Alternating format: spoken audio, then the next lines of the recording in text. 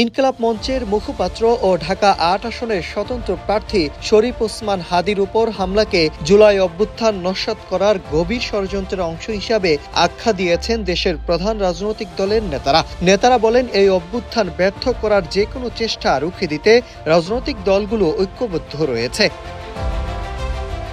১৩ December রাষ্ট্রীয় অতিথি ভবন যমুনায় প্রধান উপদেষ্টা ডক্টর মোহাম্মদ ইউনূসের নেতৃত্বে অনুষ্ঠিত এক বৈঠকে বাংলাদেশ জাতীয়তাবাদী দল বিএনপি, বাংলাদেশ জামায়াত ইসলামী ও জাতীয় নাগরিক পার্টির শীর্ষ নেতারা বৈঠকে এই অবস্থান জানান। বৈঠকে প্রধান উপদেষ্টা ডক্টর মোহাম্মদ ইউনূস বলেন, ওসমান হাদীর উপর হামলাটি পূর্ব পরিকল্পিত এবং একটি গভীর ষড়যন্ত্রের অংশ। এর পিছনে শক্তিশালী গোষ্ঠী কাজ করছে। এ হামলার উদ্দেশ্য হচ্ছে নির্বাচন বানচাল করা। হামলাটি প্রতীকী হলেও অত্যন্ত গুরুত্বপূর্ণ। তারা তাদের শক্তি দেখিয়ে পুরো নির্বাচন প্রক্রিয়ায় পেছতে দিতে চায়। এসব মোকাবেলায় আমাদের সবাইকে ঐক্যবদ্ধ হতে হবে।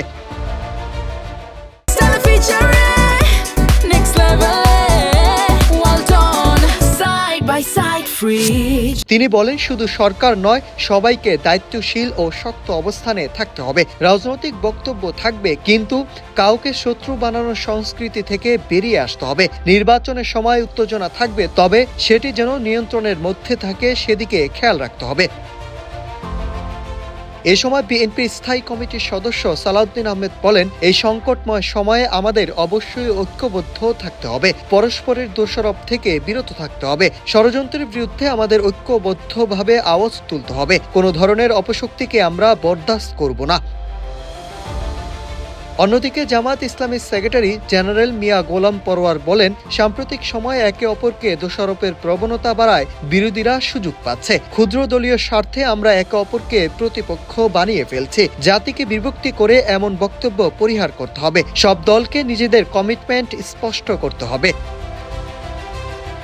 এছাড়াও এনসিপির আহ্বায়ক নাহিদ ইসলাম বলেন, জুলাই অভ্যুত্থানকে খাটো করতে পরিকল্পিতভাবে মিডিয়া ও সামাজিক যোগাযোগ মাধ্যমে অপপ্রচার চালানো হচ্ছে। মিডিয়া, সামাজিক যোগাযোগ মাধ্যম এবং প্রশাসনের বিভিন্ন স্তরে পরিকল্পিত ন্যারেটিভ তৈরি করা হচ্ছে, যাতে মনে হয় জুলাই অভ্যুত্থান অপরাধ ছিল।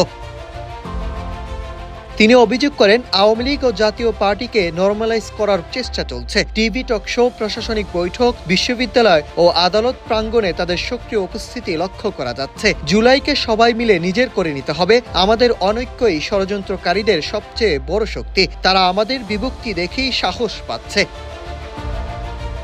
এছাড়াও এনসিপির দক্ষিণ অঞ্চলের মুখ্য সংগঠক হাসনাত আব্দুল্লাহ বলেন, রাজনৈতিক দলগুলো ঐক্যবদ্ধ না থাকলে কোনো নিরাপত্তা ব্যবস্থাই কার্যকর হবে না। তিনি অভিযোগ করে আরও বলেন, রাজনৈতিক স্বার্থে কিছু দল আওয়ামী লীগকে পুনরায় সুযোগ করে দিচ্ছে।